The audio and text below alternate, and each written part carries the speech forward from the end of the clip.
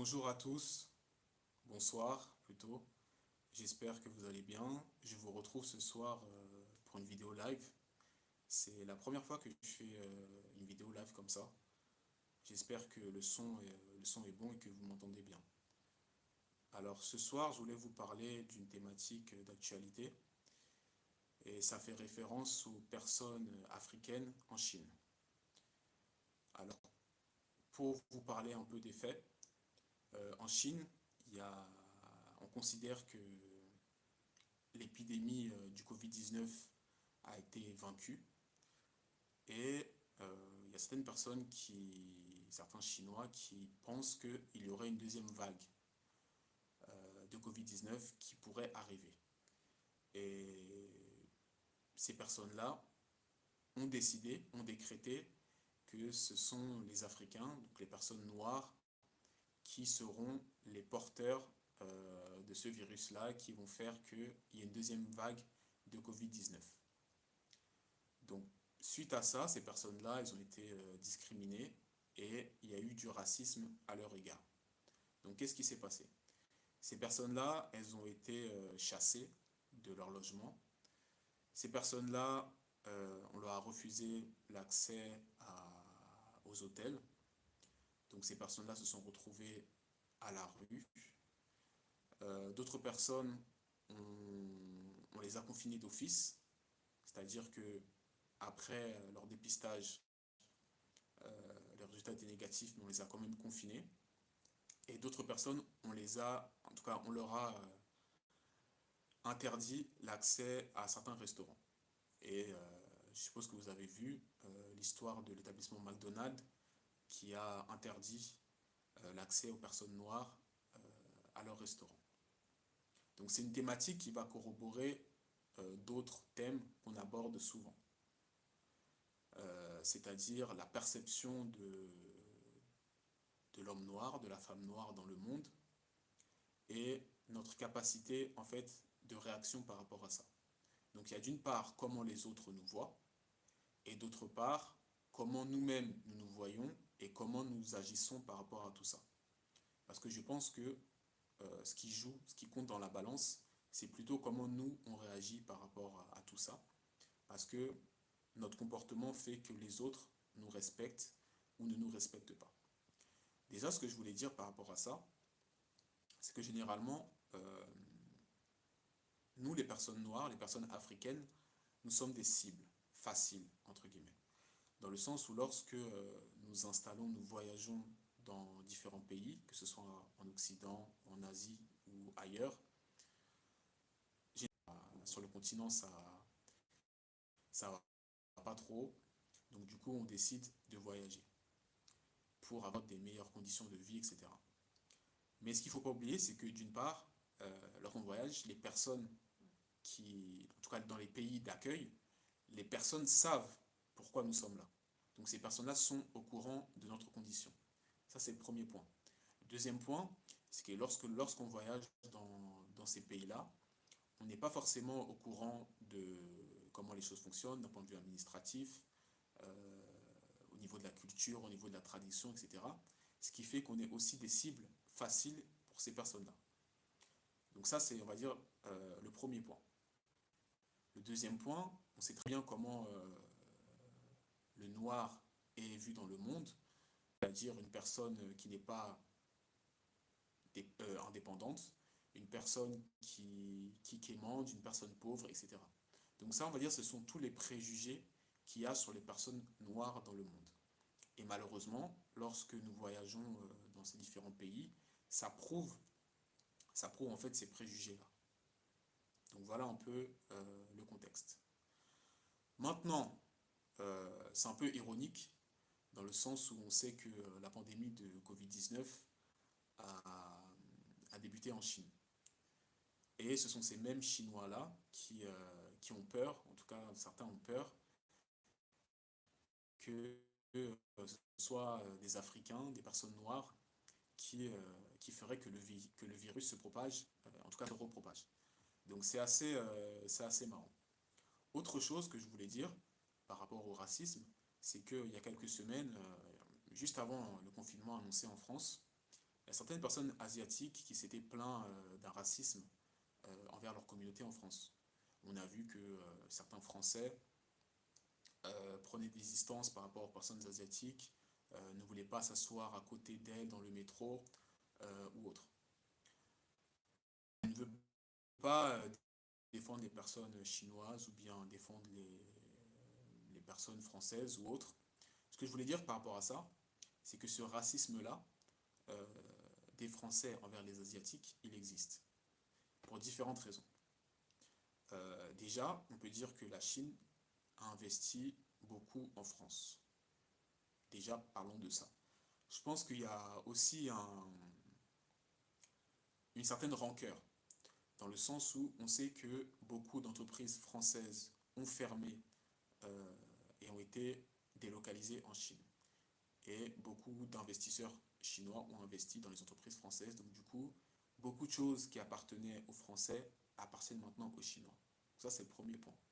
Deuxième point, on sait que voilà, il y a toujours ce complexe de supériorité et on voit que parfois les Chinois sont, les Asiatiques en général, sont ramenés un peu à leur couleur de peau, c'est-à-dire les personnes jaunes et aux mangeurs de nems, etc., aux personnes qui mangent n'importe quoi, etc., etc., à la main-d'œuvre pas chère, aux produits de non-qualité, etc.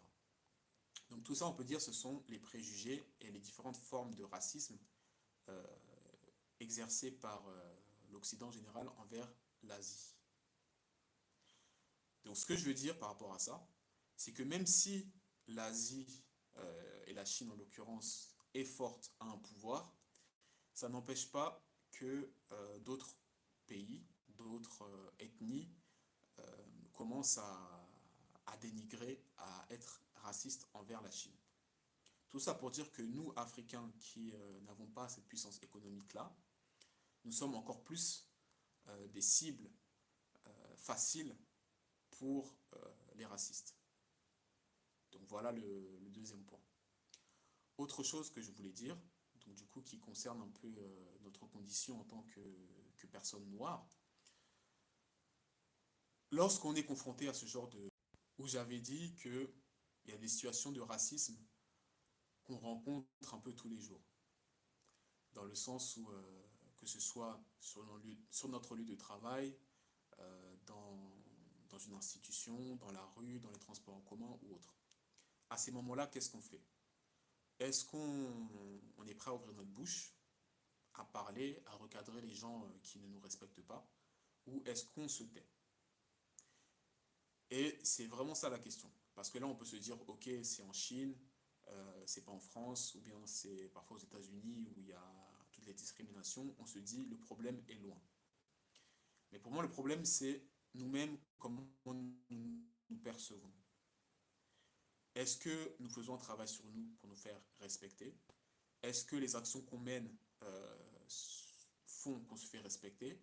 Ou bien est-ce que parce que on a notre CDI, je prends un exemple basique, dans le milieu du professionnel, on a notre CDI, on, on ne veut pas en fait perdre notre CDI, on ne veut pas se faire virer, on ne veut pas avoir de sanctions ou autre. Donc on est un peu prêt à accepter un peu tout ça pour garder notre emploi.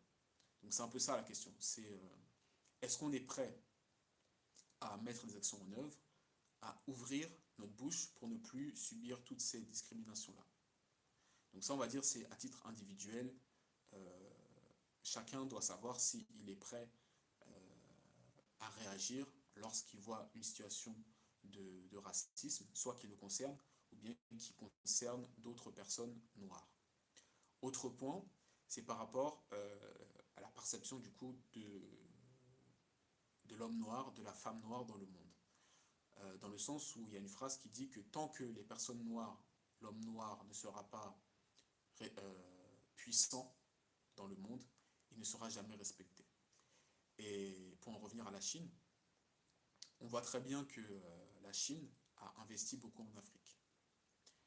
Et on peut dire qu'il y a une certaine rivalité entre la Chine, l'Occident, parce qu'on va dire que l'Occident était le partenaire de choix pour les Africains. Mais on voit que depuis quelques années, la tendance change. où la Chine a récupéré pas mal de marchés. La Chine a récupéré pas mal de marchés parce que la Chine a réussi à mettre en œuvre sa main-d'œuvre. On voit que parfois la main-d'œuvre chinoise travaille en Afrique, que ce soit pour la construction ou autre, de très bonne qualité. Donc on sort un peu du modèle ancien qu'on connaissait avec la Chine, voilà, les produits défectueux, l'usine du monde qui fait les choses, mais un peu n'importe comment. On est vraiment sorti de cette image-là. Et tout ça pour dire, c'est que nous sommes dépendants. Les Africains, nous sommes dépendants. Et tant qu'on sera dépendant, on ne pourra pas se faire respecter à notre juste valeur. Autre chose que je voulais dire par rapport à ça, par rapport aux situations de racisme ou autre, il y a une vidéo, un post en tout cas qui avait circulé sur Instagram, où il me semble que c'était en Turquie, où des personnes noires avaient été refusées d'un restaurant, ou bien le serveur leur avait clairement dit que parce que tu es noir, je ne te servirai pas ou autre. Et il y a plein d'exemples comme ça où on voit que les personnes noires ne sont pas respectées. Et en regardant un peu les articles sur Internet concernant cette histoire de racisme en Chine, j'ai vu que l'Union africaine a réagi en montant un peu au créneau, en disant à la Chine que l'Union africaine n'est pas d'accord avec ce comportement, etc. Mais l'Union africaine, on sait très bien que l'Union africaine n'a pas beaucoup de pouvoir. On sait que l'Union africaine est financée à je ne sais plus combien de pourcents par l'Europe. Donc l'Union africaine devrait d'abord essayer d'être indépendante et de répondre aux problématiques du continent. C'est-à-dire mettre des solutions en place, mettre des choses en œuvre pour pouvoir aider son continent. Et si elle ne le fait pas, la société civile, avec les moyens qu'elle a, le fait. Donc pour moi, tout ça, c'est de la diplomatie, parce qu'on a vu que les gens sur les réseaux sociaux ont commencé à se soulever. Donc je n'ai pas vu de dirigeants africains se soulever contre ça. Et encore une fois, je pense qu'il y a un adage qui dit on ne crache pas dans la main qui nous nourrit. Donc c'est un peu ça. Les dirigeants africains n'ont sûrement pas l'audace, le courage et n'ont pas aussi la capacité de dire leur vérité à l'Occident et à la Chine, dans le sens où nous sommes dépendants d'eux. Pourquoi? Parce que nous n'avons pas été capables, nous ne sommes pas encore capables d'extraire nos ressources, de les traiter et de les transformer.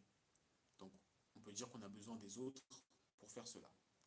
Et tant qu'on ne le fera pas nous-mêmes, on restera dans ce schéma. Parce que si on réfléchit, on peut se dire que leur stratégie, c'est, voilà, ils ont compris que actuellement, où on parle aujourd'hui, en tant qu'Africains, nous ne sommes pas capables d'extraire nos matières premières, etc.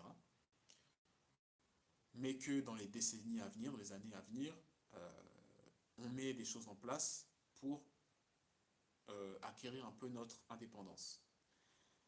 Donc la question que je me pose, c'est est-ce que nos dirigeants sont vraiment dans cet état d'esprit en se disant ok, on continue de subir entre guillemets, mais dans les années qui viennent, on essaie vraiment de mettre en place des choses qui vont pouvoir libérer le continent. Ou bien, et là ça serait vraiment terrible, c'est que les dirigeants sont plus focalisés sur mettre de côté pour eux, pour leur famille, pour leurs proches, etc. Et que le bien commun, l'intérêt de tous les Africains ne soit pas pris en compte. Donc, même si j'ai un avis sur la question, je pense que dans les hautes sphères politiques, de la diplomatie ou autre, ça ne se passe pas aussi facilement qu'on pourrait nous faire croire. Attention, je ne veux pas déresponsabiliser les dirigeants africains ou autres, mais connaissant un peu la position de l'Afrique et le pouvoir, on va dire, minime de l'Afrique en termes politiques, en termes économiques, je me demande si l'Afrique n'est pas obligée, pour encore un certain temps, de subir, on va dire, tous les envies, tous les désirs des autres continents. En tout cas, pour terminer sur cet aspect-là, j'invite chacun, encore une fois, à se poser la question par rapport à tout ce qui est ce racisme, cette discrimination, où nous nous plaçons. Toi qui me regardes, où te places-tu dans ça? Si c'était toi qui étais dans cette situation, qu'est-ce que tu aurais fait? Si c'est un membre de ta famille qui est dans cette situation, qu'est-ce que tu fais? Qu'est-ce que tu conseilles à cette personne-là? Est-ce que tu lui conseilles, par exemple, de quitter la Chine, de retourner dans son pays, de chercher des alternatives pour faire avancer son continent? Si toi-même tu es dans cette position-là, est-ce que tu décides, ok, l'Occident, bah, il y en a marre, je retourne en Afrique, j'essaye de faire un truc, même si au début ça sera difficile et que nous, économiquement, voilà, j'aurai pas forcément tous les avantages d'être en Occident, qu'est-ce que je fais? Donc je laisse chacun et chacune le soin de répondre à ça. Et je pense que c'est vraiment lorsqu'on se pose ces questions qu'on pourra avancer. Parce que le problème de nous, Africains, comme je le dis souvent, c'est que nous sommes dans l'émotion. Il se passe un fait divers, on réagit sur les réseaux, on parle, on envoie des messages sur WhatsApp et autres. Mais on voit quand même qu'il y a une récurrence dans ces faits-là. Sans reparler encore des H&M et d'autres marques d'habillement qui clairement manquent de respect aux Noirs. Et il y a plein d'exemples comme ça. Tant qu'on continue à être des consommateurs, tant qu'on continue à consommer, bêtement, entre guillemets, ça continuera. Donc moi, l'option, parce qu'il n'y a pas 10 000 options, le respect, ça ne se demande pas, le respect, ça s'obtient. Et dans le monde dans lequel on vit, c'est l'économie qui dirige un peu tout. Donc tant qu'on ne prend pas des mesures pour boycotter les personnes qui montrent qu'ils ne nous respectent pas, tant qu'on ne donne pas notre argent aux personnes de la communauté noire, tant qu'on continue à donner notre argent aux autres. Donc voilà, j'ai terminé, je m'arrête là avec cette vidéo, j'espère qu'elle vous aura plu. Et en tout cas, je vous dis à très bientôt pour une prochaine vidéo.